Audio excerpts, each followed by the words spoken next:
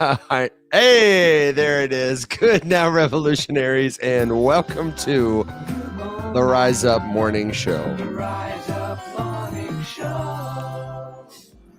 Every now and then, StreamYard gets a glump. I clicked the go live button. It was just waiting, sweetheart, waiting for you. It was like me and Alex last night. Last night I was picking on Alex so hard because you're a bully. That's exactly right, because I'm a bully. And it seemed like everything in the world that could conspire to keep him from posting his first Instagram post on the Rise Up Morning Show page was about to happen. So congratulations. He's there. We are on every platform that you might care to consume content on. Me, Alex, and Will are your friends, sharing helpful news, commentary, and answers to your crypto questions. Today is Web3 101 Wednesday. So if you are somebody who is just coming to cryptocurrency, maybe you bought cryptocurrency before you really understood it, maybe you have a question that you've been made to feel stupid asking somewhere else, or you just need to slow down and really unpack in a little more detail because nobody's made time to do it with you yet, what we're actually building here and why it might matter to you personally, as well as how to get involved safely, confidently. You are so in the right place. You couldn't be in the righter place. So congratulations, you. We're going to get into it. If you've got questions, let us know what's going on. Miles asks, William in Japan? No, not yet. William taking the morning off. He will be back tonight for Rise Up After Dark at 7 p.m. Central Standard Time. We're live Monday through Thursday, 7 a.m. Central. And then Wednesdays, 7 p.m. Central, and now Mondays, 7 p.m. Central, we do the Rise Up Market Watch. So if you are trying to learn with us, we've made it easy for you to do so. Plus, we've got a ton of great resources at our website, theriseupmorningshow.com. You can find it from wherever you are, whenever you listen, just by going to our bio, our profile on your favorite social platform. We've got classes there. We've got links to coaching. We've got links to join the free Rise Up Discord server. It's so cool. I'm here to tell you. So, Alex, how you doing today, man? Are you feeling like a king now that you've posted on Instagram and TikTok again after a brief hiatus? I'm scared to tell you that I didn't post on TikTok yet. Don't you dare. I see you looking for it. I just don't even. You're a total grifter. Oh my God. I was like, what sound am I going to do for this? Had to be a William Quigley sound. These pests. Did we do it at the same time? Oh man. No, listen. Soundboard right. Inception. It's filmed. It's just not edited. But I'll get two up today for you. It's okay. It's totally okay. Don't fret about it, man. I give Alex guff about it because, you know, we do content professionally at a prolific schedule, and you know, I just like to pick on him. It's good. It's good to have each other to keep it up. So. I'm so sorry.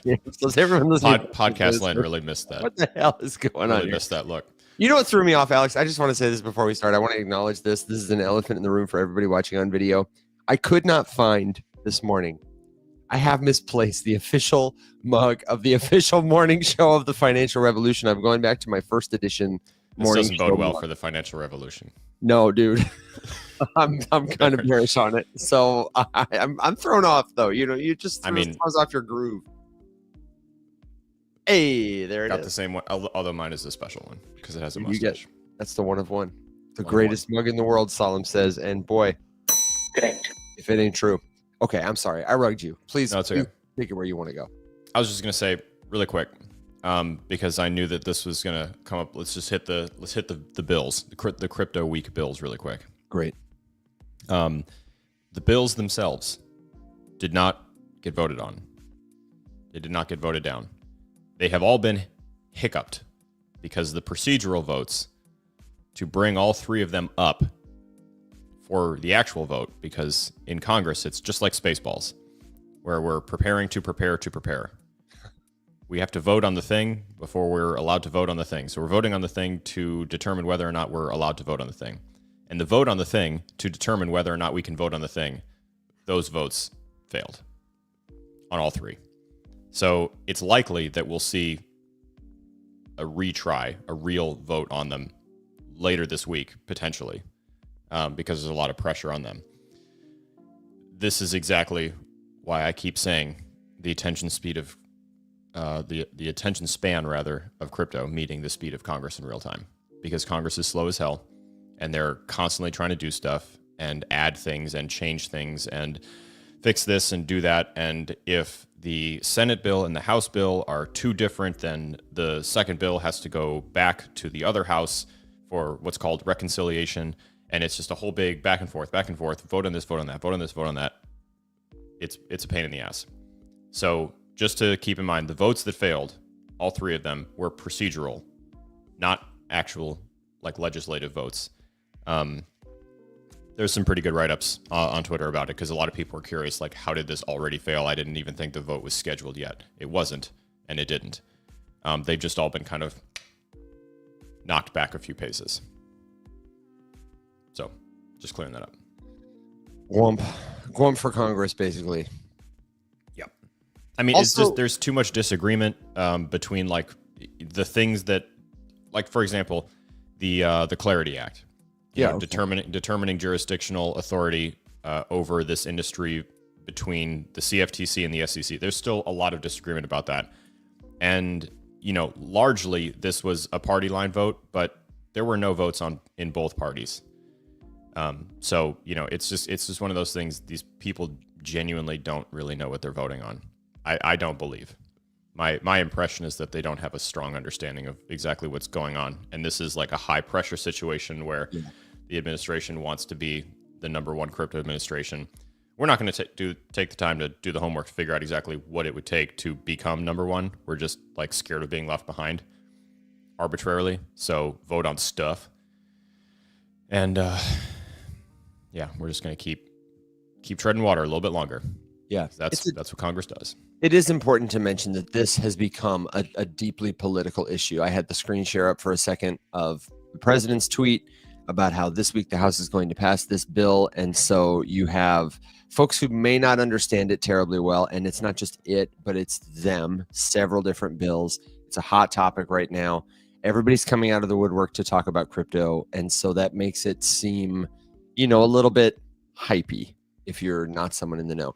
But I will say it is great to feel like we have a lot of Congress people who are well informed.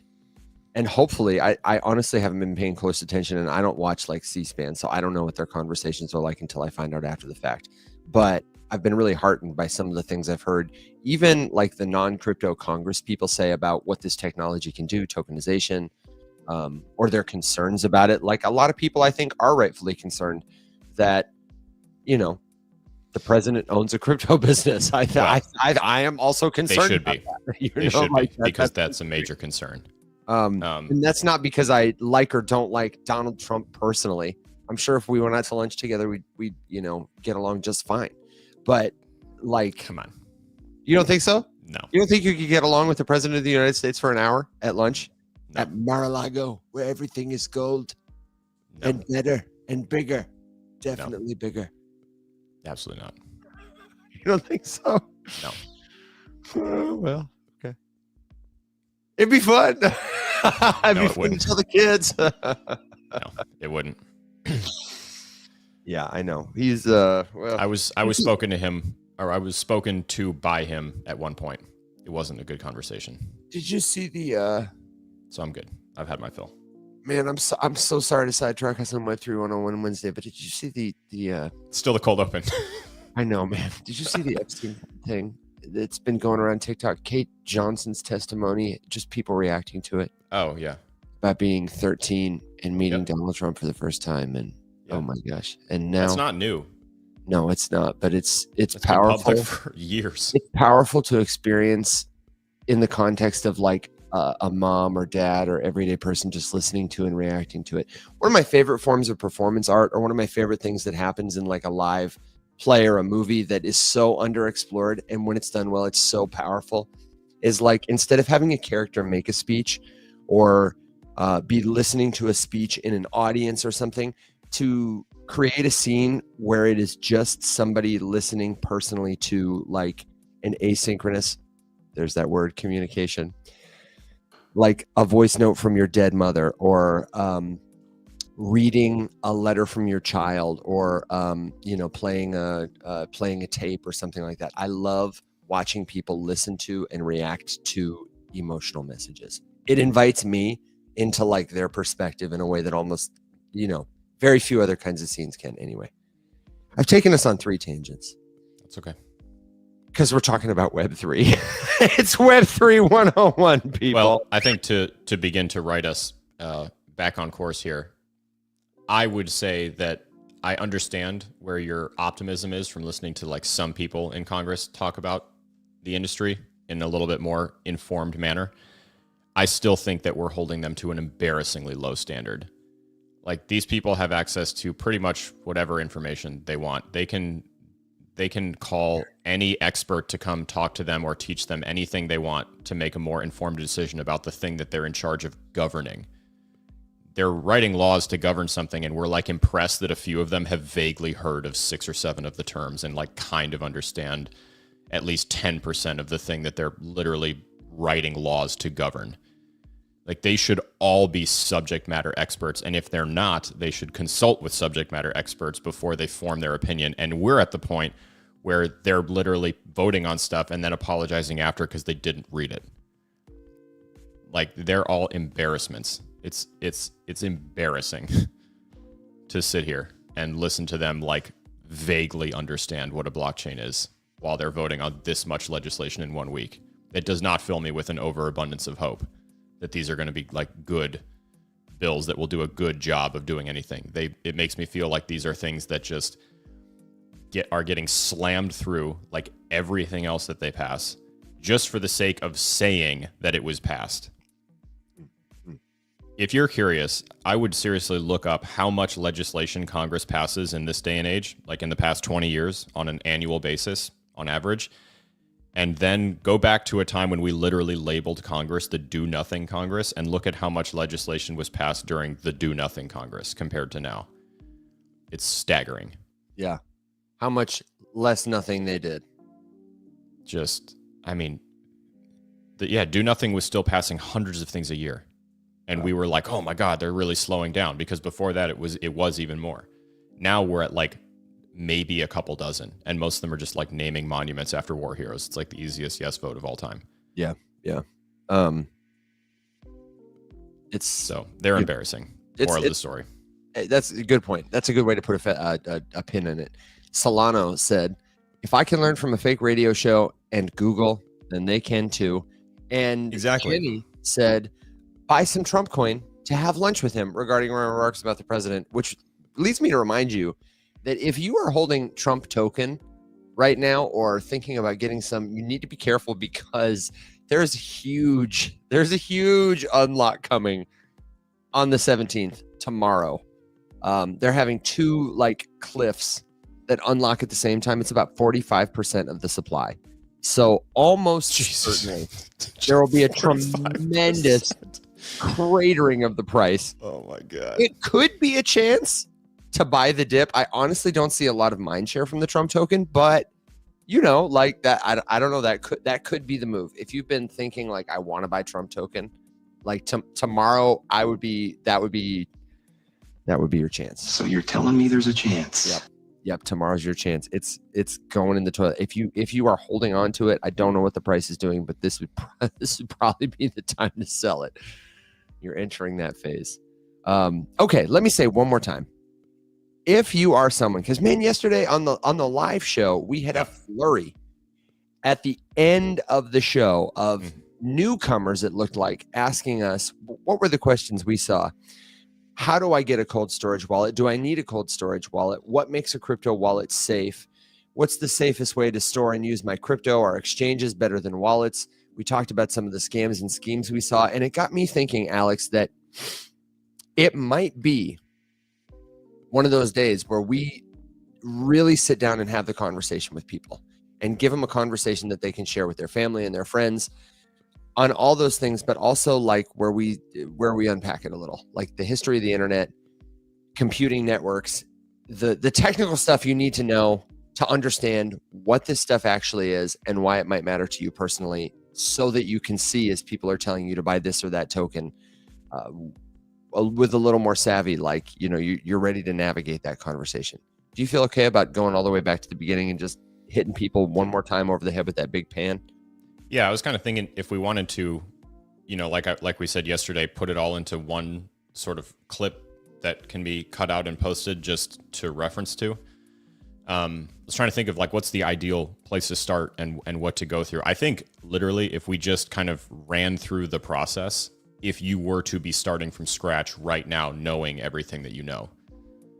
So go from holding nothing in no wallets, with no cold storage, with no hot storage, with no nothing set up on no exchanges, to just a checking account and a dream. And what would you do?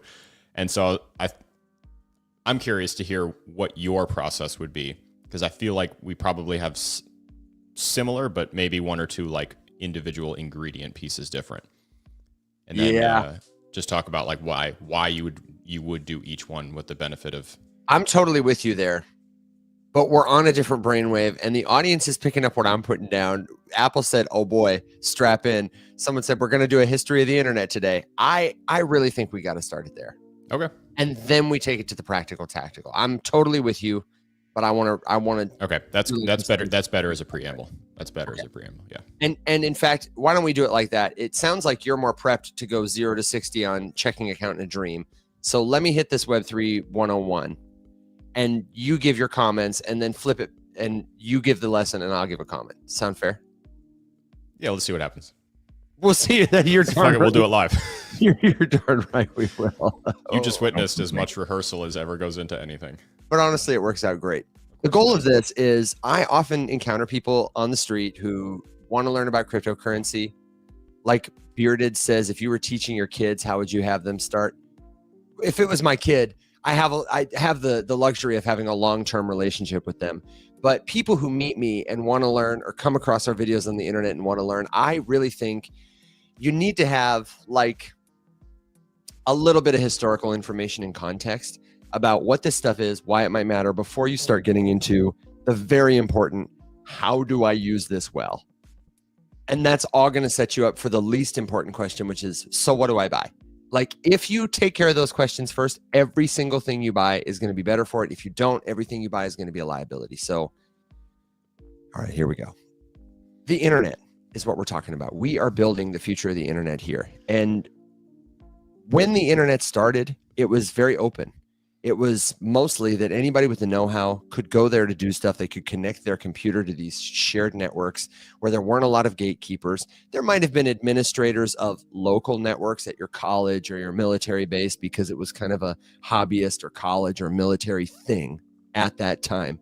And we're talking about like the 60s, 70s into the 80s. And then this version of the internet really took off in the early 90s, when people started to coalesce in chat rooms because more people were getting personal computers.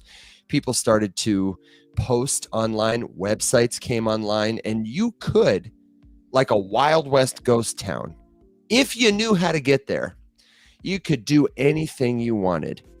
You could shoot your gun, you could ride your horse into the sunset, but there wasn't a lot to do there. And it did really require some specialized knowledge to make it work. It wasn't accessible. You couldn't buy something from the other side of the world. You couldn't share your vlog on YouTube. You couldn't host your entire music catalog on Spotify, or pick your favorite top 8 friends on MySpace and Facebook. It was a read-only internet. And that's what our friends in computer science call this era, the read-only era, Web 1.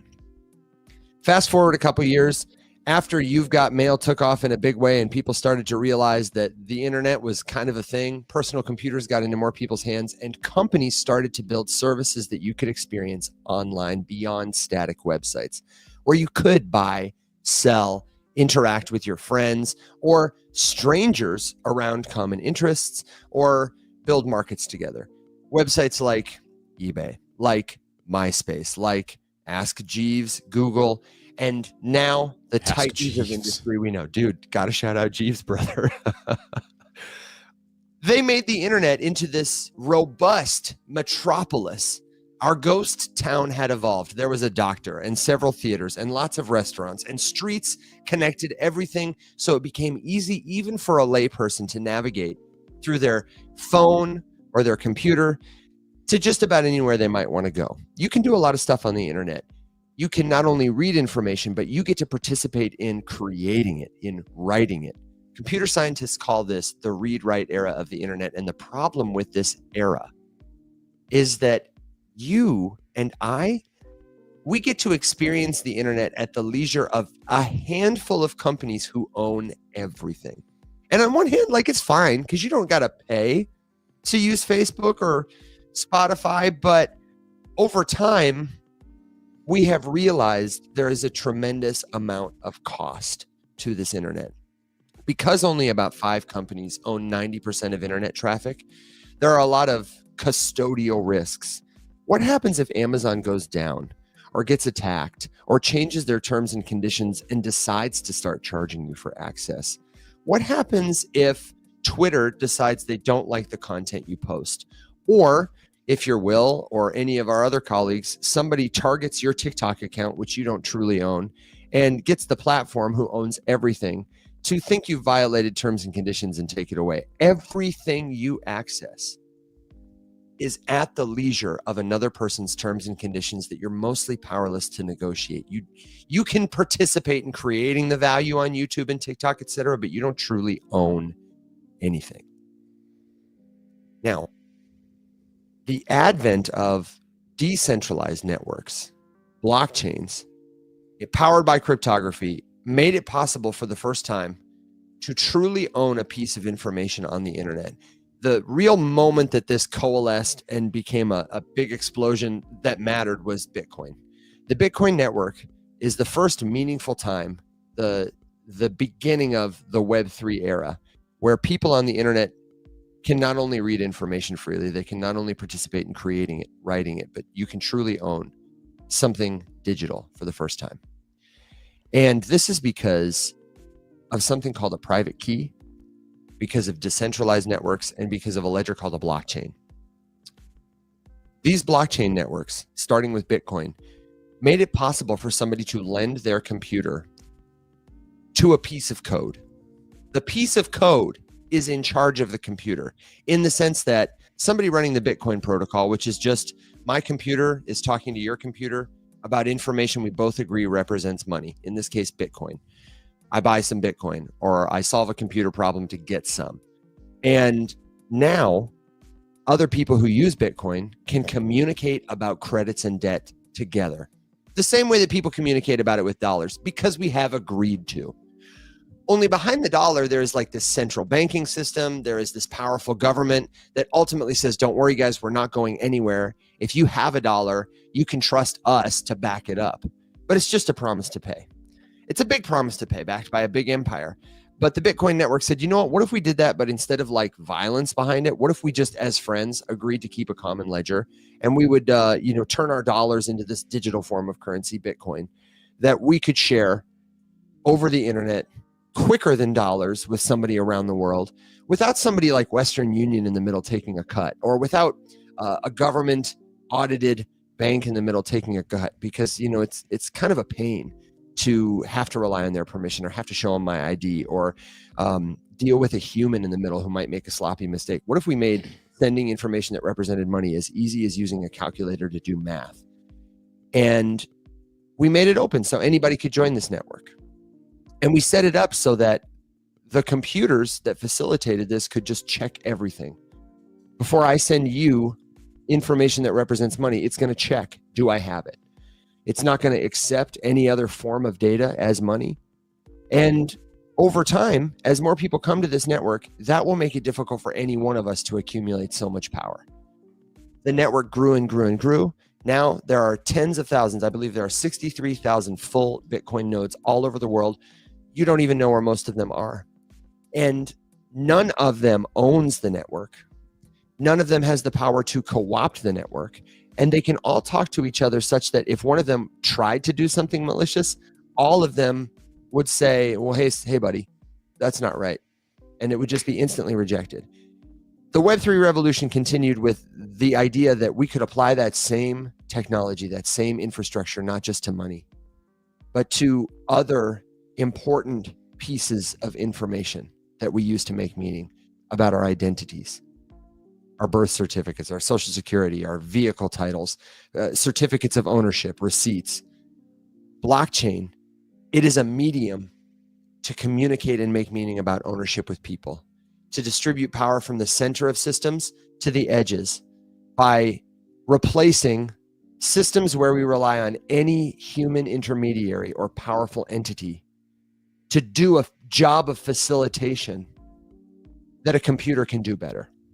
It will change pretty much everything. Blockchain is not going to save the world, but the way that after electricity, the world was different, after this new innovation, this era of the internet, everything is going to be different. And people will look back, I think, on this era of the internet, and that's what they will call the internet. They will look at like 1990 to today, and they'll say like, oh yeah, the time when the internet evolved. And this is the moment when they'll say, and that's when it evolved, or when it becomes available at scale. It won't be that people work in Web3 like Alex and I, or your friends at Aptos and Polygon do. There will be some people like that, the way there are people who work at Apple or NVIDIA. But most people using the internet today are bakers, business owners, teachers, mothers, fathers, grandparents. They are calling their children. They're sending money. They're sharing a post. Web3, it's going to be the same way. Crypto, it's going to be the same way. And it's going to be so much more than money, the way your smartphone does so much more than calls. I've said enough. That's a good bit to respond to. So Alex, where did I get it wrong? And where did the folks in the comments add additional context or questions? Because I saw the reactions of flying. Well, first of all, that was poetic. Thank you. It had the air of a well-rehearsed speech, which I know you've given many times in different iterations. But just for the record, that's not scripted.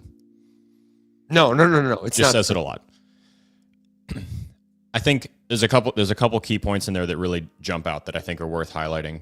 One, the big, like the bumper sticker, I guess, that I take away initially from like what prompted this is the idea that if Evan and I want to transact or interact online with money between the two of us, we should be able to.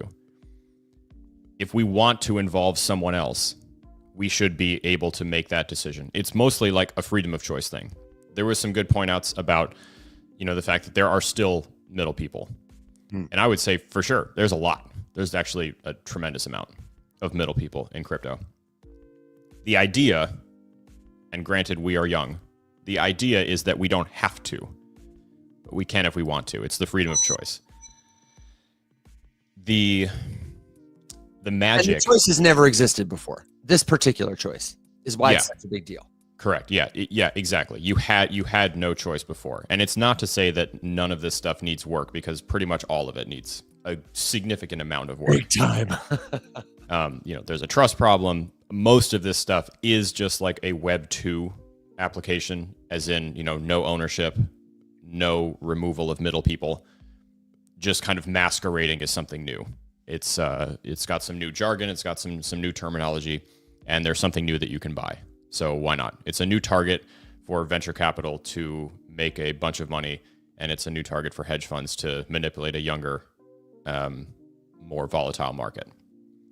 However, the magic behind all of that kind of stuff is this idea that for the first time, you can now prove that something digital is scarce, unique, specific, and owned by one place in particular, one address, one person, one user.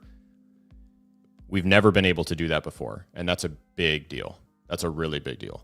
I think that's a good place to start too, in terms of like, not everyone is going to have with their mom or their Thanksgiving dinner the time to like make a grand opus speech about the history of the internet. No, just remember everything Evan said in the beginning, and the next time someone asks you, just recite that. You're going to do great. I already forgot almost everything you said. But I would say that's such an important concept to latch onto. There are lots of them that are light bulb concepts. That that Yeah. you can say to hook somebody that isn't just you need to buy Bitcoin. Why? Because it's going to go up in value. And somebody also, excuse me, on the other side of that coin, you might encounter somebody that says, I don't care that I don't own anything. I don't care that TikTok is owned by whatever. Yep. Like, so maybe that's not their light bulb, but to have a bunch of little things that you can appeal to and make somebody nod their head yes to, that will hook them. And then you can have a longer conversation. But I think that is the whole point. If you hear this and you're like, I don't care, guess what? You're still doing it because you're now making an informed choice to opt out of something and into a system that you do care about, or the one that is just fine with you. And I think that's the biggest missed point. It's like, you don't have to care about any of this. You really don't. The idea, the thing that you should be interested in is that at least someone who does want to make a different choice with their personal property, their money, their data, their currency, their whatever, can. But you don't have to. The centralized, because there's pros and cons to all of this, right? Like, Oh, totally. I might be able to say, yes, I want to be able to pay Evan money, currency for a service without involving anybody else. I also then have to bear the weight of the responsibility for doing that. Yeah. Which is to say that if I screw that up, there's no one in the middle who can be like, it's okay, buddy, we got you. Just let's just retrack that, rerun it from the top. You messed up. That doesn't exist. It's like, oh, I forgot my password. Too bad. There is no customer service department for this stuff. That's too bad. That sucks. So perhaps that convenience is worth a sacrifice for you. And to be very honest, for me, it is with a lot of things still. Yeah. I don't trust where we are right now to, like, take my mortgage, for example. Do I wish there was a better option? Yeah, of course. Would I be like ready to just take full responsibility like right now to like write down the number or the, you know, the passphrase to like make sure that my mortgage is perfectly safe? Like, just Robert's like, you take my mortgage. No, you take my mortgage. You take Robert. my mortgage. Yeah. You take my mortgage. That's exactly where my mind was. You want to pay me your mortgage? Go ahead, man. So, you know, maybe that doesn't appeal to you, but I think the important distinction here is that you should be allowed to make that choice. I agree completely. And I think that's a really helpful, I don't think people are aware the extent to which we don't have that choice, or to which we have normalized not having it. So educating people about that's the big one. is We are very comfortable with having no choice, but we have the illusion of choice. It's the same thing like when you know you're going to make your kid eat vegetables, so you give them a choice between two of them, and they get to feel like, hey, I'm making a real decision here. They're not. They're going to eat one of those two things, and they're both specifically picked for them to choose between to give them the illusion of freedom. Yeah. Sorry if I just ruined your childhood. Whoops. Kids, cover your ears. That was a lie. But that's kind of the choice that you have right now. But I mean, to be fair too, we're probably going to start this conversation off with the easiest way to start to get involved, which is, spoiler alert, a centralized exchange. Put a pin in it. We'll get to it in a second. Okay. But there's it's in the name. It's a centralized exchange. It's the exact same process. It's very Web2. You don't own it.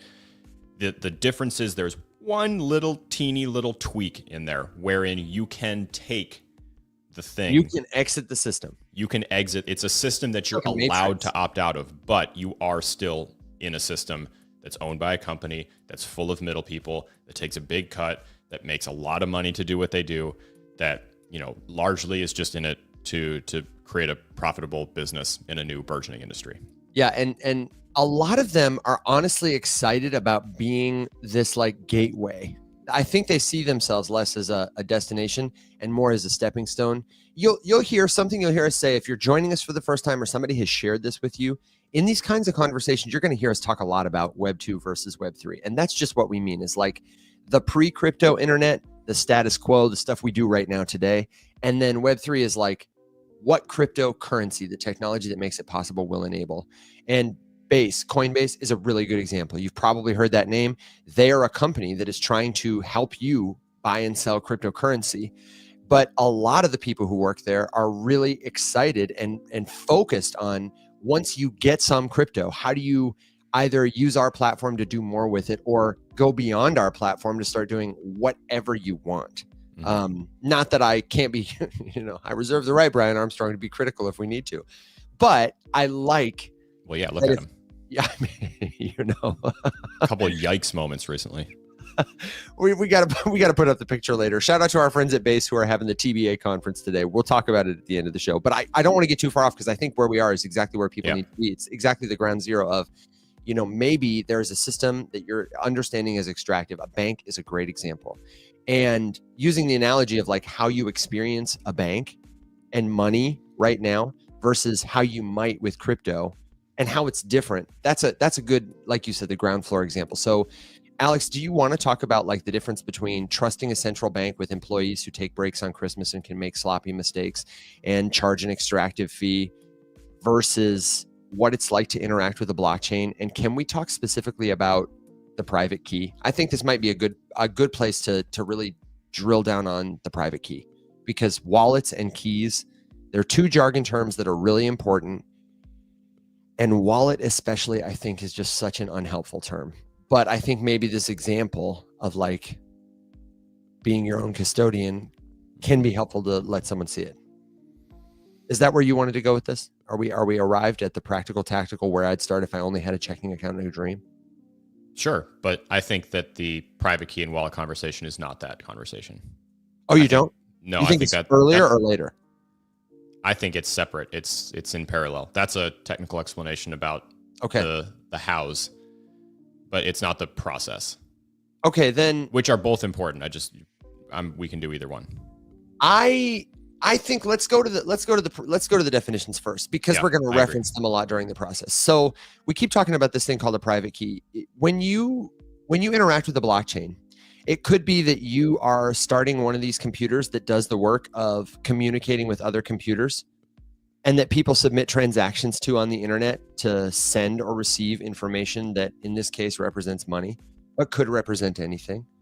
Then what you are doing is you are signing up for an account, not based on your name, not based on where you live, but basically you click a random number generator that gives you one of like 68 dodecaquintillion it's like a 6-8 followed by 70 zeros or something like that, possible private keys. There's a ton of them, and this becomes your identity, and it's written in this ledger. 0, 1, 2, 3, 4, 5, 6 bought 10 Bitcoin or created a private key. And you buy Bitcoin somewhere like Coinbase, and you have it assigned to this private key. When your cryptocurrency moves, when you send it, when you receive information on it, you're not actually physically sending anything. What is happening is it is being assigned to your private key or reassigned to someone else's private key. I described it like a checkbook. You're transferring permission. That's exactly. Oh man, that's beautiful. You're transferring permission, and you are authorizing the transfer of permission with your private key. So that's your account on the blockchain. It's just a string of numbers and letters. It's encrypted. It doesn't mean anything to anybody who observes it, but to any of those computers on the blockchain, they will be able to unencrypt it and know, oh, those are your assets.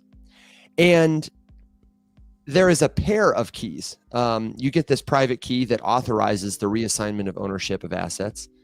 And you have public keys that can be generated from your private key that can be used and shared with friends the way you might share an email or an address. I liken it to like your private key.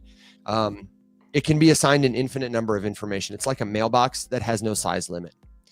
And you get a private key, which is like the key you might get to a mailbox at your apartment complex. You can open that mailbox up and take stuff out, put stuff in and send it. Anybody who has that key can use it, can use that mailbox. The same way anybody who has your private key can authorize the reassignment of your assets. That's that responsibility that Alex was talking about.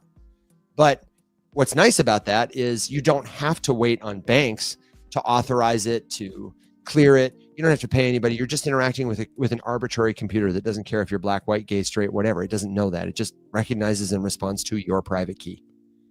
Your public keys that you can generate from your private key are like the address you share with your friends and colleagues and family members. Anybody who knows it can look up assets that have been assigned to you. They can send you stuff. And if you use a wallet device, what it stores is your keys. A wallet is an app, a website, or a physical device that is programmed to securely generate a random private key that you can use to interact with these computers that maintain the blockchain. It's a device. It's an interface. The same way a website is an interface. And you can generate any number of private keys. You may have several because different cryptocurrency networks have different types of cryptography, different types of software, different key structures. They're usually free to generate, or if there's a cost to them, it's not something you pay up front. And then you have the ability to I've completely lost my train of thought, Alex. I was on a roll with private keys. I think the crux of it is hang on. that. Can I just finish? It's one last pin. I'm sorry. No. You can store any amount of. It's two common questions. Because you're not physically storing anything, your mailbox has unlimited size. You're just assigning these assets to these addresses. You can have one XRP token assigned to your private key. You can have 100 million trillion billion. You could have every token in the program. We call it a smart contract assigned to your key. It's not a size constraint thing the way storage on your computer is, or storage in your house is if you're talking about something like dollar bills or gold. It doesn't matter. You can have more than one private key. You can have as many as you want. And you may need several to use different blockchain networks. And to prove it, send all of your Bitcoin to my address and I'll show you just how much one address can hold. That's exactly right. And that's the other thing that I wanted to just say is that people are confused sometimes about the where of it. Yeah. If your cryptocurrency is assigned to you, it doesn't matter what device you access it from. It doesn't live in your wallet, your MetaMask, your Ledger, your Trezor. It lives in the record maintained by all those computers on the blockchain. It is assigned to your private key. That is why we say not your keys, not your crypto, because anyone who has that information and presents it to a blockchain will be granted the permissions that you as the key holder are entitled to. That million trillion Bitcoin Alex was talking about. And the final thing is people ask, I think because they think about wallets as the place my money is kept, what happens to my tokens when they're in my wallet? Do they go up and down in value? Your tokens only exist in a record on a blockchain ledger. If all those computers went down, when one of them went back online, the network would be restored. They can't be destroyed the same way physical cash can. And so they change in value with the market, what people are willing to buy or sell them for. Every single one, no matter where you access it from. And the final benefit I want to say about private keys is that because it's just a piece of information, it doesn't matter if I take my physical cold wallet that keeps my private key securely offline and run it over with my truck. It doesn't matter if I send it to Alex's house. If he can't get access to that information, it's not going to matter. And if I ever lose access to that information, but I've backed it up somewhere, I'll be able to restore my access to that wallet, those assets it's entitled to, anywhere in the world through any device at all. It's extremely resilient. It's extremely secure. And it's because it's, we say, decentralized, many, many, many different machines validating these networks owned by no one. It would be really difficult to compromise. That's the final thing. I'm so sorry. No, I think it's important to clarify or to make a few distinctions, though. It is very secure, but it is only as secure as the weakest piece, which is us.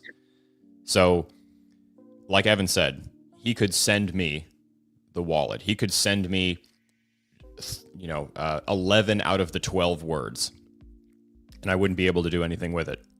He could send me all 12, and I would have to figure out what order they went. Like, the pieces are that you can screw it up. That's the responsibility piece. Yes, the wallets are secure. Yes, cold storage is the best place to store. But if I write my seed phrase down on a sticky note and put it on my desk, anybody who walks by can take everything without a single, measure in place, because that's the permission piece right there. Yeah. So that makes it recognize you. If you saw the Superman movie, when the bad guys walked into Superman's lair and he's like, how? It responds to my genetics. And Lex Luthor's like, because I cloned you from one of your hairs.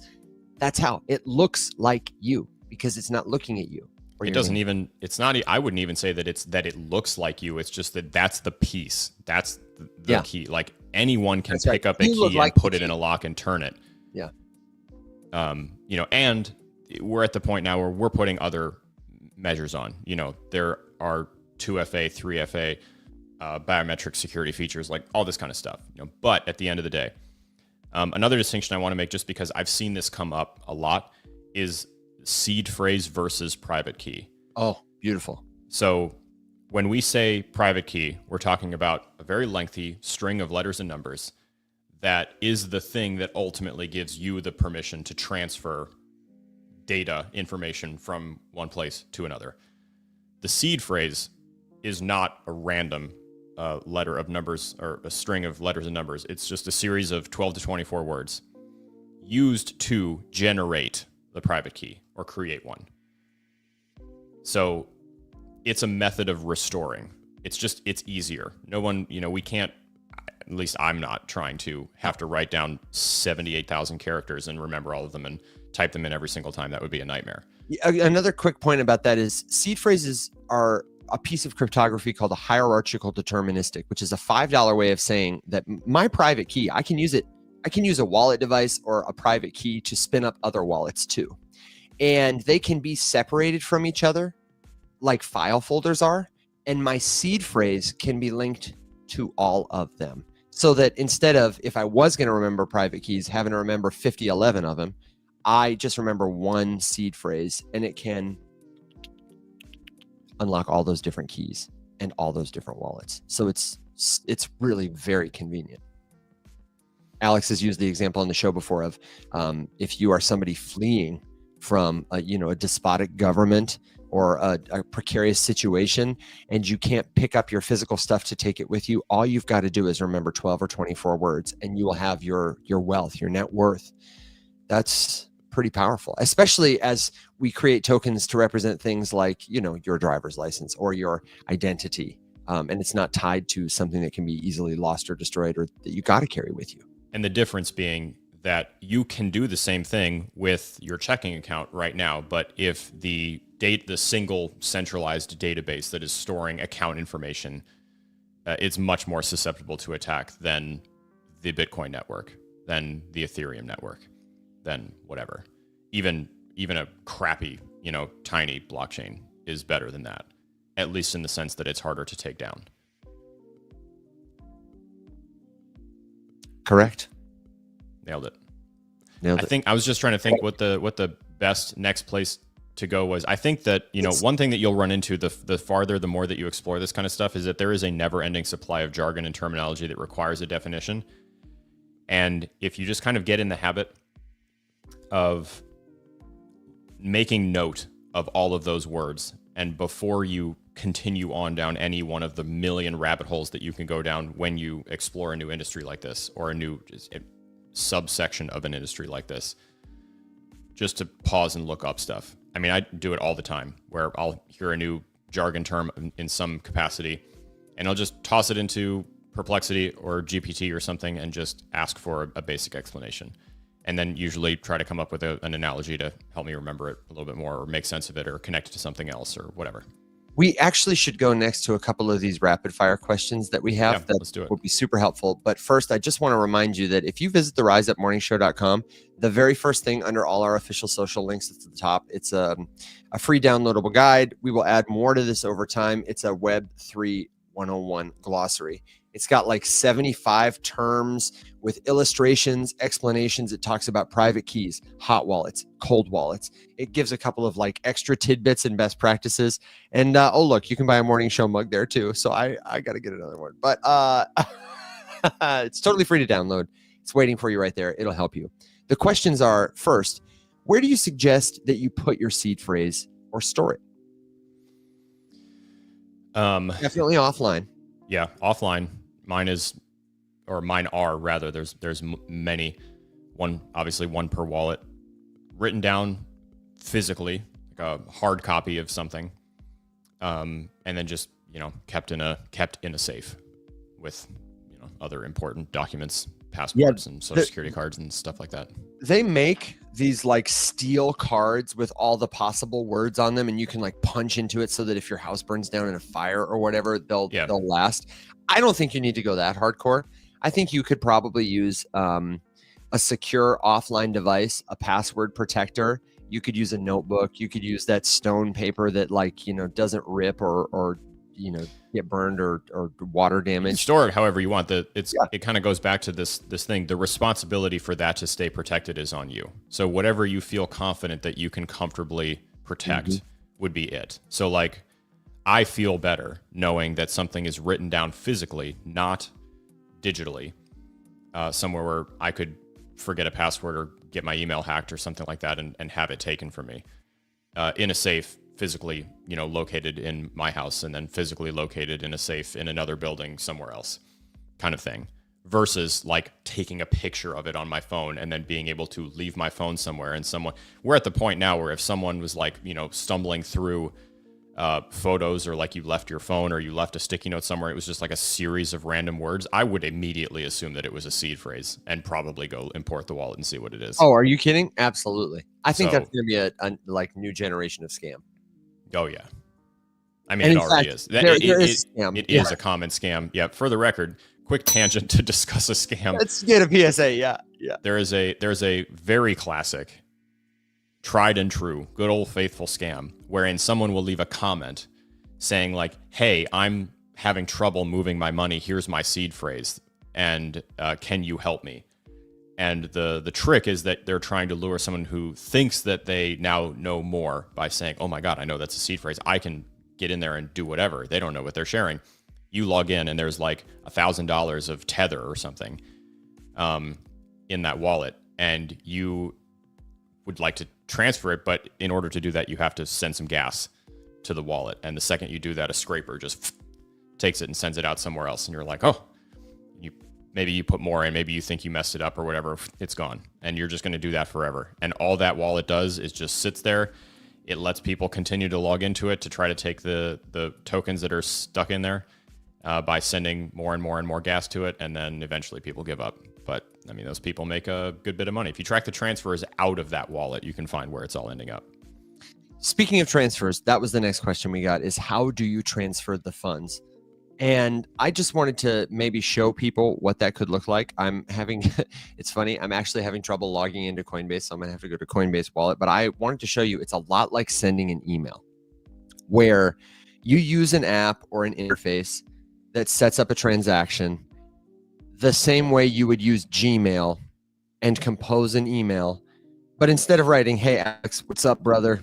Love you, man," you're going to specify the asset you want to send, whether that's a financial asset or another piece of information. You could send a message on chain if you wanted to. And you are going to specify Alex's address as the recipient. So I'm going to call Alex and I'm going to be like, "Alex, what's your Ethereum address?" I'm going to ask him for his address on the particular blockchain network where the assets I want to send and I want him to receive live. We'll get to that in a minute. "Alex, what's your address?" He's going to copy it and paste it and send it to me. Some addresses are encrypted like 0123456. Some of them look more like emails. Like I have a social address, conversationswithevan.eth, that people can use to send me assets on the Ethereum address. It's a public address. It's way easier to remember than 0x123456, whatever. I paste that into the send field. I specify what I want to send, 10 XRP.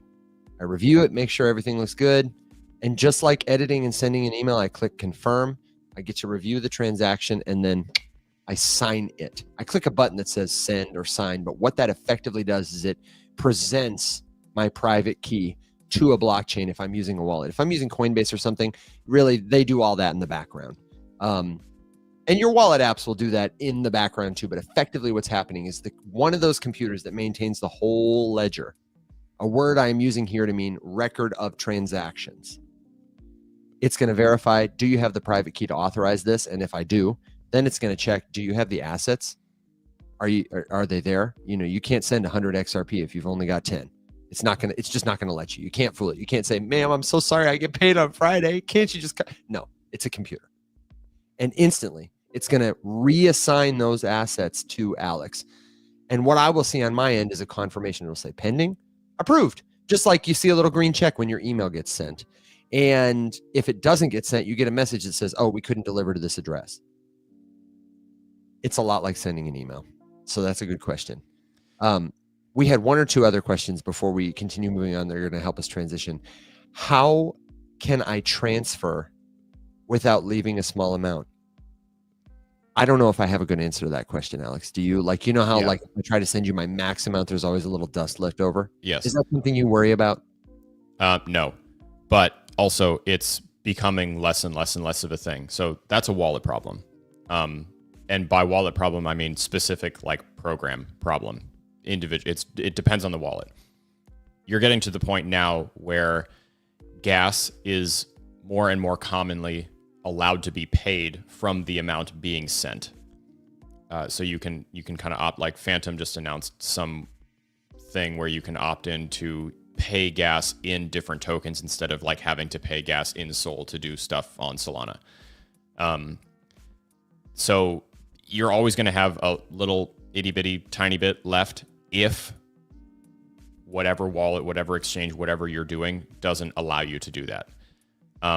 The way that I mitigate this is just like whatever network I'm sending things on and through, I just sort of, I'm at peace with the fact that I have a little bit of gas money in every wallet that I use regularly and kind of top it up. You know, at this point, even on ETH, you don't really need more than like $5 or $10 to make a few transactions. And if I spent $10 in transactions on ETH at this point, it would be multiple, like at least 5 or 6 transactions.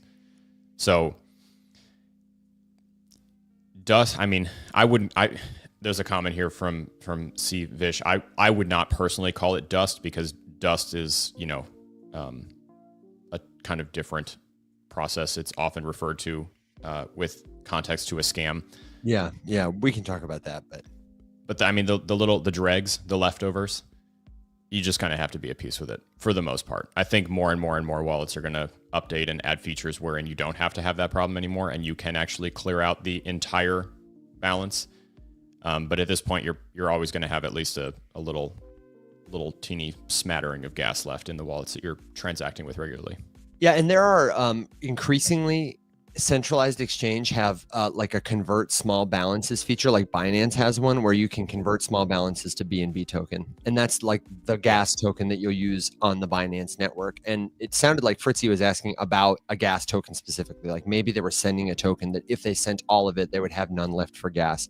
And I totally get that. That's frustrating, but I do like Alex does. I buy gas money. Mm-hmm. When I'm transacting on a new network, I take $5. And most networks these days, $5 is pretty much all you're ever going to take you a long, long way.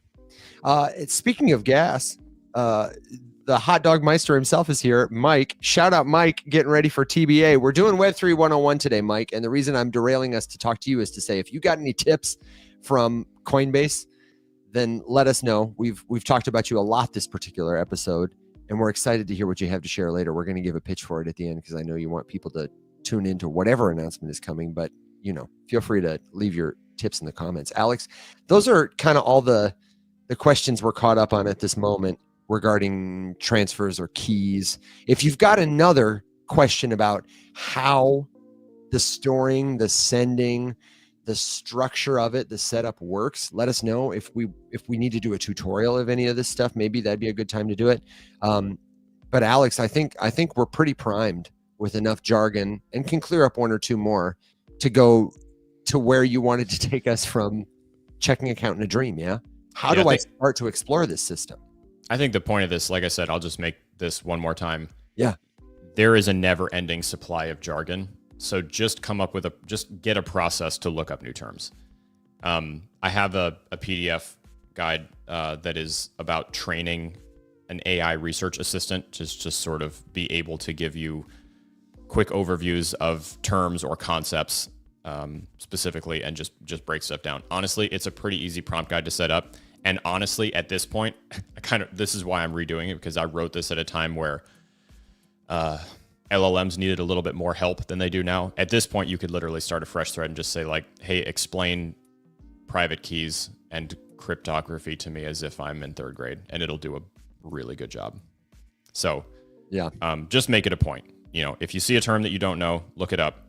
That term's definition will probably lead you to 15 more things that you don't know that you can look up. It's a never ending process.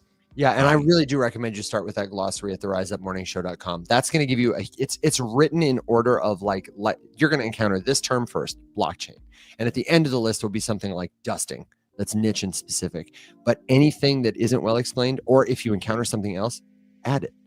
And if you, let me just make a quick commercial too, to say, if you're not in like a group chat like this, you can come back to the show. We're going to be here regularly, but you really should check out the resources at theriseupmorningshow.com, because not only have we got the glossary, not only have we got Alex's PDF guide, but we also have a really helpful, friendly Discord community that you can join totally free. I get the Discord can be difficult or new for some people, just like all this stuff, but we have a little tutorial video right here that'll show you step by step with a screen share how to join a Discord server. You'll be in about 2 minutes. And that is such a great place.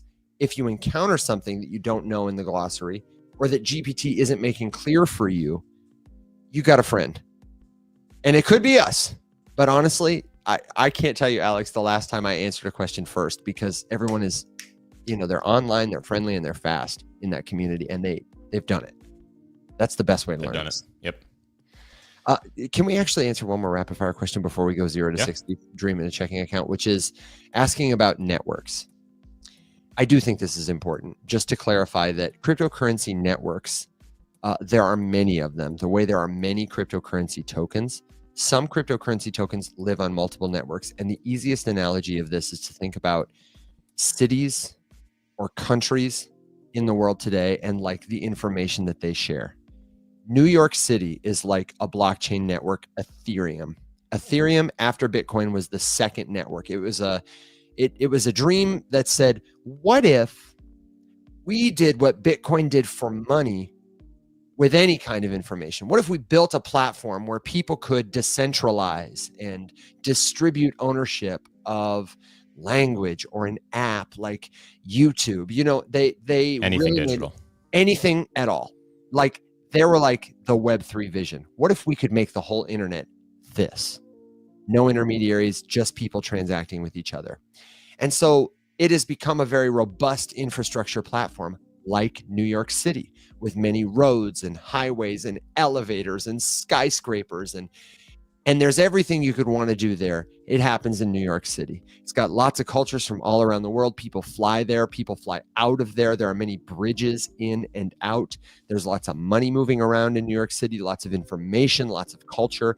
That's like the Ethereum network. Then you've got special purpose networks. Maybe somebody built a town around a company. This might be like, I don't know, Alex. I'm trying to think of a blockchain network that works for it. Or let's say somebody built a blockchain network on top of Ethereum, the way somebody might choose to build their skyscraper in New York City, in order to make it faster, cheaper, and easier for the people in that skyscraper to go grocery shopping, go to a barber, go to the gym, go to a physical therapist and a counselor in the same space, instead of having to go one side of the city to the other. That would cost a lot. It'd use a lot of gas. It'd be very expensive. Similarly, blockchain networks called layer 2s create a sort of skyscraper container on top of another network like New York City, so that the people who live there can easily settle things on the base layer. They pay their taxes to New York, but they get the efficiencies of. I think you walked right past the better analogy for the layer 2 right there. And you got to give it to me. So if you're sticking with your city analogy and you've got, everything on this half of the city and you need to go do something on the other half of the city, and it takes you an hour in an Uber to get from this side over there because you're driving on the road and it's way more expensive, and then someone installs a monorail elevated and you can just, or, woo, then yeah, you're getting there faster and cheaper, and you get to drive over stuff. But because the layer 2 relies on the underpinning security layer of the layer 1 to exist, to give it something to run on, if the city, if the city's not safe, it's expensive to live there, the monorail's still going to be expensive, or it's going to be unsafe. Or it's just not going to it's not going to work. If what's underneath the monorail doesn't work, then the monorail doesn't work. Yeah, and let's say you're living in New York City, it's the Ethereum city, and you want to use Bitcoin. Well, Bitcoin, let's say Bitcoin is issued by London. It's across the world. But because, it's a global permissionless currency, there is a form of it you can use in any network. The same way that like dollars are pretty much accepted everywhere, even though we only pay taxes in dollars to the US government. You don't pay your, Ethiopian taxes in dollars. But you could go to Ethiopia and probably use dollars to transact with the people or turn it into their local currency. Depending on where you want to go and what you want to do, you need information that can be accepted by the people around you. It's true in digital spaces too. If you wanted to open a spreadsheet, you would need Microsoft Excel. You can't open a spreadsheet in Word and expect the same results. It's not compatible information. And similarly, you may use many different blockchain networks because of the kind of applications or services you want to interact with, or you may use some assets on many different networks. I feel like that's a good enough place to leave it because honestly, now we're getting down this is a level 2 rabbit hole. Like I said, you can go to know crypto. Go forever. Yeah. And sometimes we do. Okay, Yes. Take me back. Save me from myself. I want to go 0 to 60. I want to escape the matrix. I don't know where to get started. I understand now that blockchain is a big deal. So the process, which we can break down after we say it, if you're trying to, so checking account in a dream, you've got some money and you would like to get involved. You don't really need a lot to do this. Most of these things at this point now can be kind of as little as you want. What you're going to need to do effectively is create an account on an exchange, buy some cryptocurrency, make the decision to withdraw it, have a wallet to withdraw it to, go forth and prosper, do whatever you want. A lot of steps in there. So, Evan, if you were knowing what you know now and you had nothing set up and you were going to pick, I don't know, 3 centralized exchanges that you would start with, that are going to be able to at least get you access to, the right stuff to learn. Probably, I mean, at this point, I would say what you would want to have access to get started would probably be, I would probably say Bitcoin, Ethereum, stablecoins, and the ability to withdraw externally. So where would you be inclined to start? I would start at Coinbase, Kraken, or probably Gemini. Yeah. I would honestly need to check for the third. Me too. I would go to a resource like CoinGecko or CoinMarketCap. I would do a little Googling, and just what I would be looking at is like, what's the customer service experience like? Who's got the deepest liquidity? Who's got maybe the cheapest fees? But honestly, what I would say to anybody else considering it is like, if you go to Google and just search cryptocurrency exchanges, pretty much every result there is going to be at least a legitimate company and wouldn't be the worst place to start. Mm-hmm. But I really wouldn't recommend Robinhood, Revolut, Uphold. I recommend a crypto native exchange, like a business that opened for the purpose of doing this. Coinbase, Kraken, Gemini would probably be it. Who else would you put in there? It depends where you live, because I think that definitely Binance would be in the conversation if I did not live in the United States. 100%. Yeah. Might be number 1. Yeah, KuCoin would be in the conversation. It's not as user friendly. Oh, yeah. It's just more confusing, but they have a lot of options and you can do a lot on that platform. Yeah. Again, you have access to it. I'm going to give the shout out of the day to Kraken. I just got an email from them that they are enhancing this. So at this point, context, we're getting to the point where exchanges have subscriptions. You can pay for like the premium. So you can either just like have a free account and buy whatever you want and pay for whatever you want and, off you go. Or you can pay a monthly subscription fee to get special perks. No trading fees on up to a certain amount of balance, maybe a slightly enhanced interest rate, all this kind of stuff.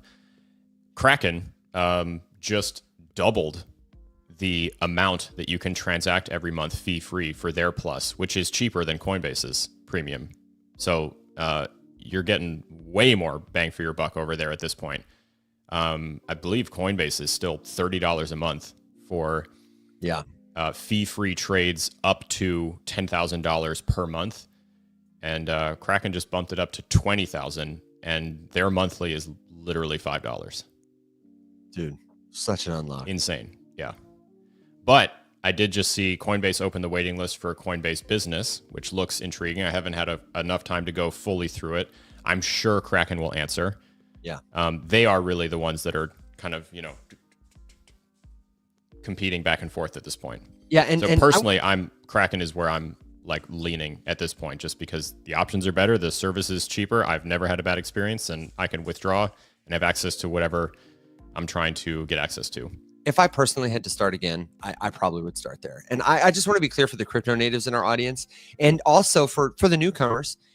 If you are like, why are these people recommending a centralized exchange? And wait, I don't know that we defined it clearly, the distinction. When we say that jargon word, centralized exchange just means a website where instead of getting a private key yourself, this piece of crypto architecture that we've talked about, you get a username and password, and the exchange does what we say custodying of your private key.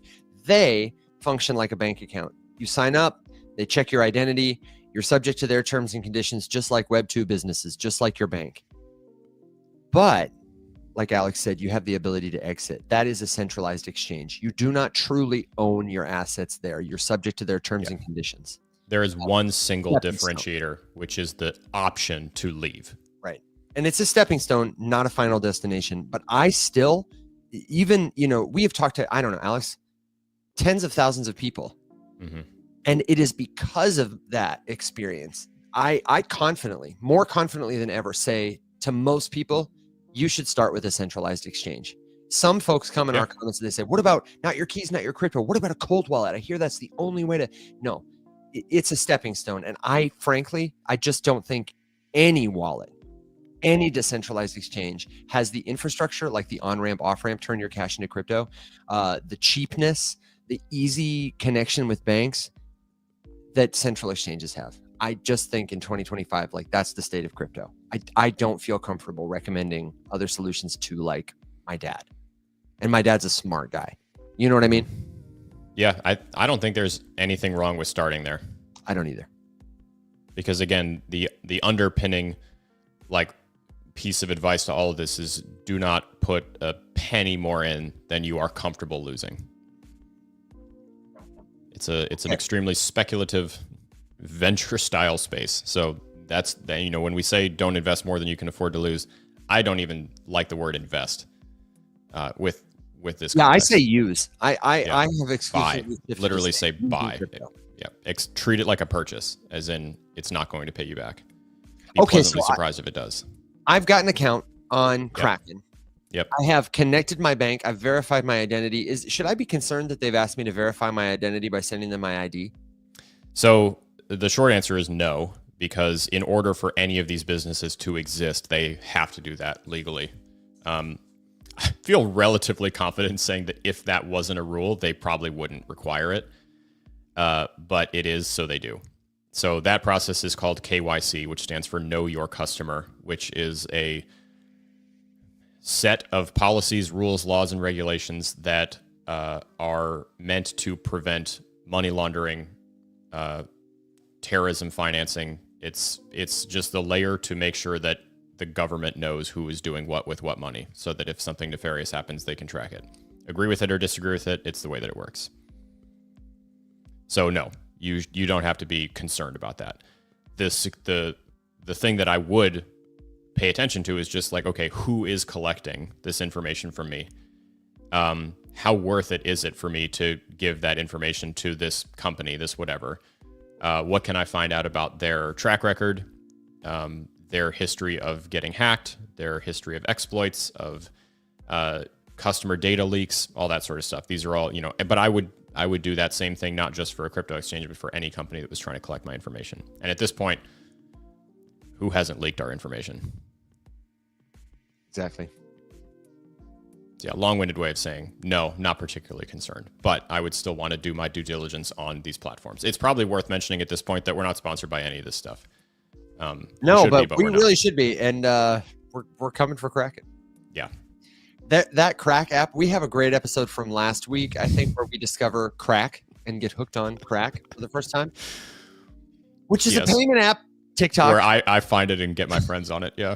Yep. And it's a Kraken app, and it's really killer. It's like PayPal, but better. It's got crypto underneath, so it's faster, it's cheaper, it's instant. You don't need anyone's permission, except Kraken's. But like they're trying to make it permission. Yeah. Okay. It's a step. It's a baby step. So we're baby stepping. We're stepping stoning. I have connected my bank to a Kraken or a Coinbase. I bought some crypto with my bank transfer, my credit card, my debit card. Mm-hmm. And now I'm like, okay, sucks that that I got to be subject to their terms and conditions, their withdrawal limits, whatever. I'm starting to feel the friction of that, or I just want to explore the other options and become like a level 1 crypto user. What's my next step? The next step is opening what we call a wallet, which is effective. The easiest way I've ever found to describe this, and I'm open to suggestions if this can be improved upon. A wallet is an account that you can create that you can take with you from place to place instead of having to create new accounts every single place you go. And that account is owned by you, controlled by you, and what you do with it is up to you. There are so many options. So many options. Yeah. This is my private key, right? Yeah. And I can create any number of them. Yes. And they can all be backed up, presumably, anywhere. Like if I have a wallet that works with a 12 word seed phrase, doesn't matter whether I put that into Phantom, to MetaMask, Trust Wallet. Would you say they're all secure? I would never say they're all secure, because I'm sure there's many that I don't know of that suck. But again, the good rule of thumb is that these things are as secure as you make them. So if you have bad internet hygiene, then no, it's not secure at all. If you practice good OPSEC, operational security, good internet hygiene, protecting your data, and good passwords, and backing things up offline, and not clicking on fishy links that people send you, or visiting a bunch of sketchy websites and all that sort of stuff, then yeah, it's as secure as you make it. Got it. Okay. So I've got my private key. I've got a wallet from one of the major providers that's like a legitimate company. I know that they support the networks and tokens that I want to use. That's the other thing I tell people. I really like account you can take with you. I think it's important to say private key, because we want to reinforce this idea that your wallet is not a physical separate thing where your money lives. It is just a private key generator and protector. Just for the record, though, if you this is another place where the distinction between seed phrase and private key is worthwhile, because if you lose access to your wallet and you have that seed phrase, those 12 to 24 words, you can import it to a different place. Not necessarily possible if you are only looking at the key itself, because you can. So the reason I say that is because at this point, most of these programs, most of these wallets, you can go in and figure out some way to extract the private key and it'll show it to you. I have personally never once found a reason to do that. And I'll tell you the reason is because there will always be a wallet that will allow you to restore from a private key. Not quite. What do you mean? The import through key is often, it's much more specific than the import through phrase. Oh, definitely more specific. Like you got to have every private key for every account in that wallet. Yeah. For sure. Yeah. But it's a more direct recovery. And not every wallet is compatible with every format of seed phrase, because sometimes you have 12-word seed phrases, sometimes you have 24. And I don't know. If it's a network, I'm totally picking the wrong fight with you right now, because everyone is like, what the hell is he talking about? I'm so sorry. Different ways to get to the same place. Is just Alex is right. One is much more specific and not as useful. Forget what I said. It's okay. I was going to let you keep going. I'm so sorry. So, like I said, there are so many choices. There are so many options. Yeah. We could do a whole thing just on like comparing the features, the design, the usability, the experience of a whole bunch of different ones. Just know that if you're about to ask about a popular one, Trust Wallet, Phantom, MetaMask, Backpack, Soulflare, like all of these things are effectively just apps that do the same thing. But the thing underneath all of them is that they are wrappers for wallets. And there's a lot of user preference in this.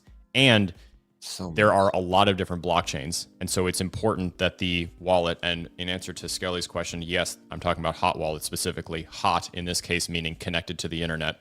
Again, put a pin in it. There are so many choices that if you're talking about a popular one, Trust Wallet, Phantom, Soulflare, Backpack, MetaMask, the Coinbase Smart Wallet, the Kraken Smart Wallet, all these different things, like they're all fine. And I would honestly say pick one out of a hat if you're having trouble choosing, and just prepare to spend $5 to $10 figuring out how it works and whether or not it's a good one. Alex, if I could like wave a magic wand, I struggle. I'm hesitant to say this out loud because I don't want people to think I don't love my job. But the absolute, like, my personal least favorite part of my job right now is I did not know I was setting myself up to be like crypto customer service. And the number one most popular question I get every day, all the time is Uphold safe? Is Revolut safe? Is Trust Wallet safe? Is MetaMask legit? Is Coinbase wallet okay? And I just say, yep, fine. Yep, it's fine. It's good. It's fine. If you use it well, it's good. It's fine. Every 12th question I might say, like the only wallet I might answer the question like the way I would have one time when I was fresh, but yep. Alex is right. Your wallet is safe if you use a legitimate wallet from a crypto company that comes up in Google, that has a Twitter page, that has like real products and a website. Like, do a little verification. If it's there, it's as long as you understand. And when in doubt, ask someone, even me. I will answer you. I just have answered that question so many times. It's not feasible to answer the question every single time it comes through, but it does suffice it to say, wallets are as secure as you make them. No system on earth is perfect in any capacity, in any instance. I don't care what we're talking about. Literally everything has a breakpoint. Literally everything. So, it's as secure as you make it. Be careful. Practice good internet hygiene. You'll be fine. Well, and that's a good reflection that our industry has a long way to go in the story it tells, that the state of things is that people are so scared. They're so uncertain. Like, we get it. We're not trying to tell you not to ask that question. We're here for you. That's why we do the shows, because we're coming to where you are.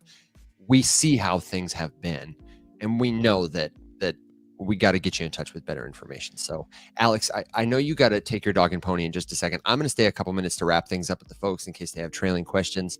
And we are coming back for Rise Up After Dark at 7 p.m. Central Standard Time tonight. We're going to have the smart, the super handsome William Watson, and he maybe will continue to unpack some Web3 101 with us. It's just going to be us driving the plane tonight. So we'll have. Go ahead. I think that if there's two segments of this particular Web3 101 episode. Segment 1, I think, was important to do, which is understanding the jargon and the basic, like, what the hell are we all doing here? That's your opening, someone said Winston Churchill-like speech about the evolution of the internet and where we are. From here, like, we just started to toe dip into the process of now getting involved. Make a centralized exchange account, get a little bit of something, move it to a hot wallet. We're not done by any stretch. No. This is basically like the beginning. This is the beginning. And then from there, there's a million trillion things that you can go do and try and do whatever. We will be covering it continuously until all of us are blue in the face. Yeah, and maybe that's one of the sprints we do next week for our YouTube sprint. Maybe we just do the talk. Yeah. We sit down and we record the whole thing, and it's the talk. This is the master resource. When you're ready, you come and you sit down and you learn this, and we walk through, we screen share, through, I don't know. Well, when I say like it's the beginning, it's because I've seen already 30 more questions about, from here. Okay, what about cold storage? What about Tangent? What about this? What about that? This is what I mean, a million trillion different rabbit holes that you can go down. So it's important to understand just that foundational layer. From there, it's just a matter of pulling threads and falling down rabbit holes, to be very honest with you. And that's why I was continuously saying, like, every wallet is fine if you make it fine, while still being able to understand that no system is perfect and things happen. I mean, I used to use Voyager. I thought they were fine. Then they went bankrupt. Just one of many examples. So that, this is just one of those things. Do you have a final thought, Alex, before you take your dog and pony show on the road?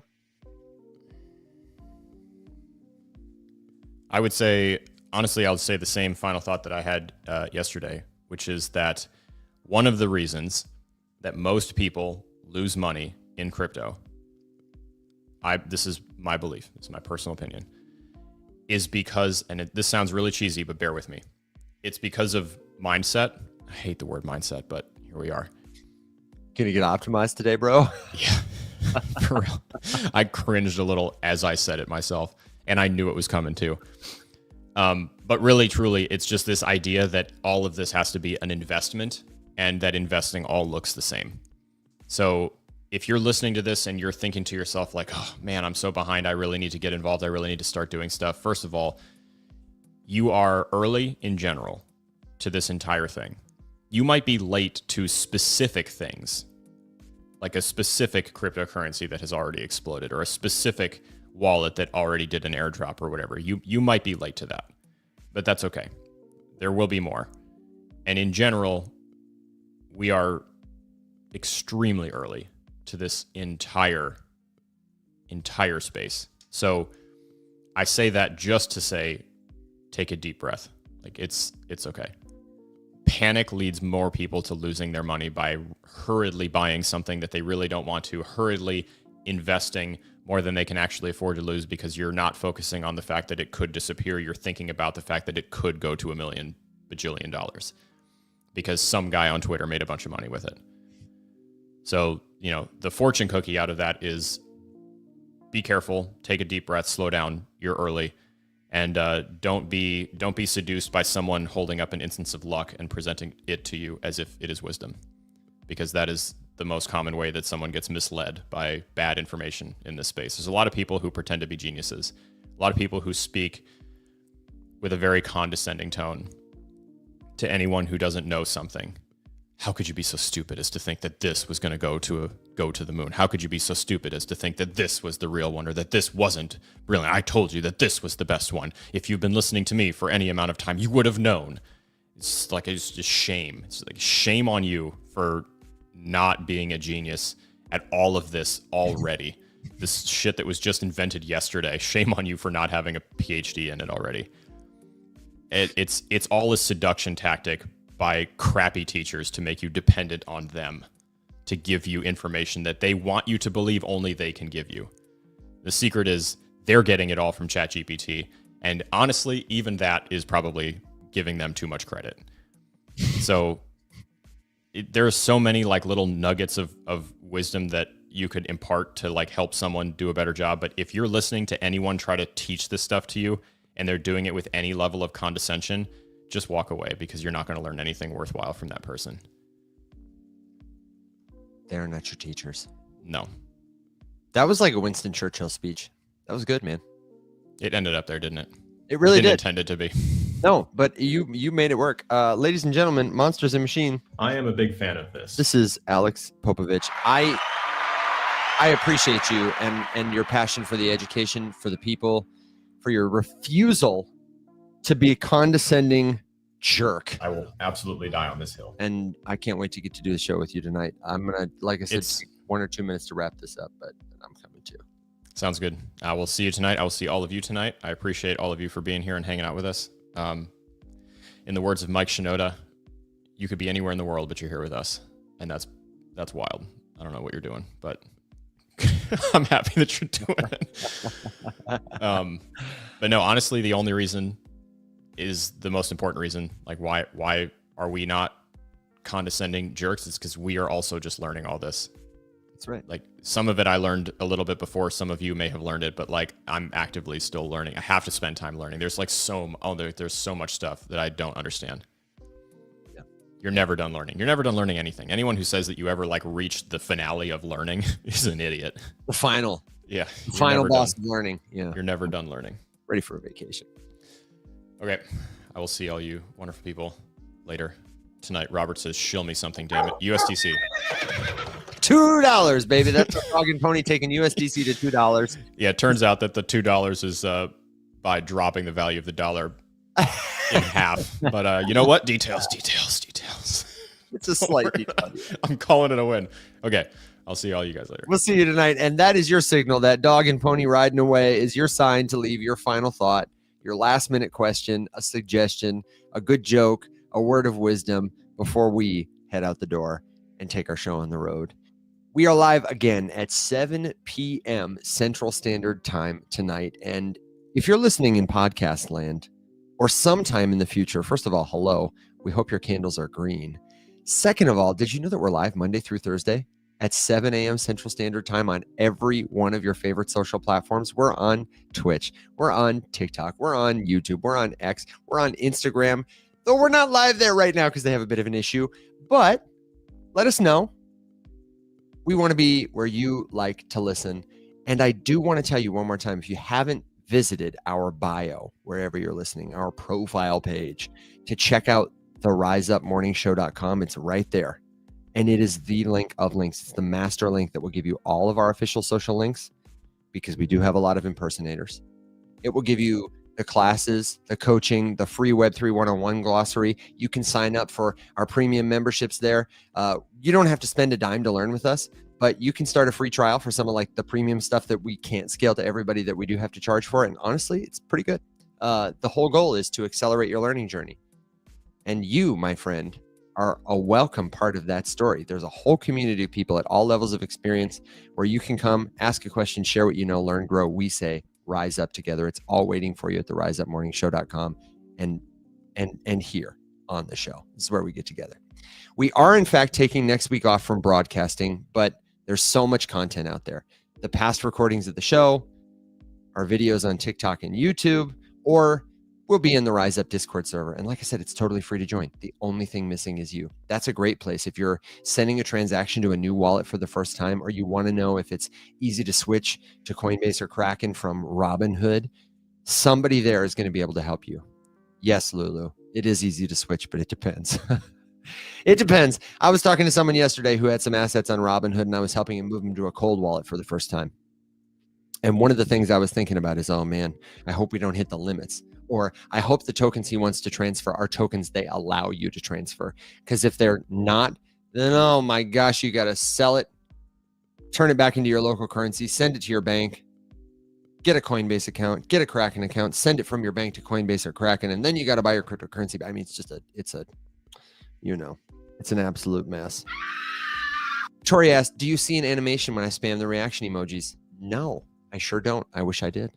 I would like to. Here we go. Should I be trading or just holding? It feels like others are in a trick to make these gains. Listen, hear me when I tell you this. One of the other most common questions I get, and this is a benefit of being somebody who's a public-facing teacher on the internet. Not everybody gets to see this insight, and it's really impressive to me. So I want you to pay attention to this, that one of the ways I hear about crypto often from newcomers is, how do I invest in crypto?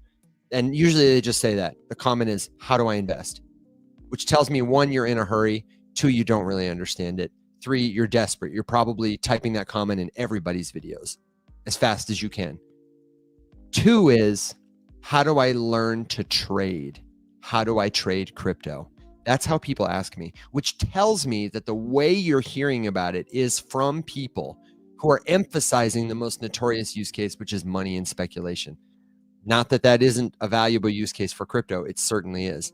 But the first thing I want you to understand is that crypto will be so much more than currency, the way your smartphone does so much more than calls, okay? You can make money in crypto even if you're not a trader. And if you're getting into crypto because you think you're going to have to trade, or because you think crypto will make you rich quick, you're setting yourself up for failure. Most people who are doing that are losing money. The best way, if you're interested in making money in crypto, is, first of all, don't allow yourself to be susceptible to desperation.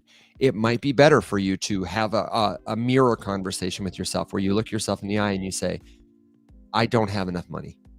I need to get a better job. I need to finish my degree. I need to attend an upskilling course. I need to start a side hustle, because that's going to be a better way to make more money to buy groceries and pay your rent than getting into cryptocurrency and finding some token early. That's gambling. That's speculating. Are there people who do that professionally? Yeah. The best way to get there, if you're interested, and most people don't really want to be day traders.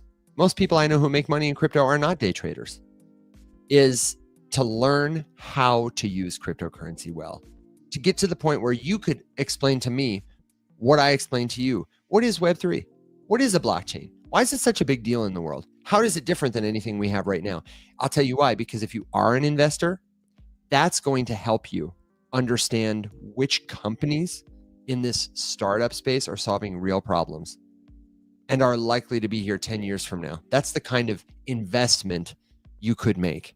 Versus maybe if you're just trading, buying low, selling high, you might be trading a meme coin. a token that has no real utility based on what a chart says or like how people are talking about it online. That's a totally different skill set that really has nothing to do with the transformative potential of blockchain. One of them is like recognizing that personal computers will be innovative, and so this company Apple might be worth buying stock in. And the other one is like, what are people talking about? What's early? What can I buy? One of them is like a lottery ticket. You know what I mean? You don't need to be a trader to make money in crypto. And if you're just starting, you need to learn how to use crypto, how to buy, how to sell, how to send, how to receive crypto, how to swap it for other crypto tokens, how to turn it back into cash, how to store it securely. Great question. What do I think about XPR? I think that they are a brilliant marketing tactic who mostly is not solving a real cryptocurrency problem and is relying on people to mistype XRP into the search bar, find out that there's another cryptocurrency token called XPR and buy it early. That's what I think about it. I think the same about White Rock. There's a crypto company right now called White Rock. What's that make you think of? I'll wait while you put it in the comments. What does White Rock make you think of? For everyone in podcast land, I won't make you wait. Black Rock, obviously.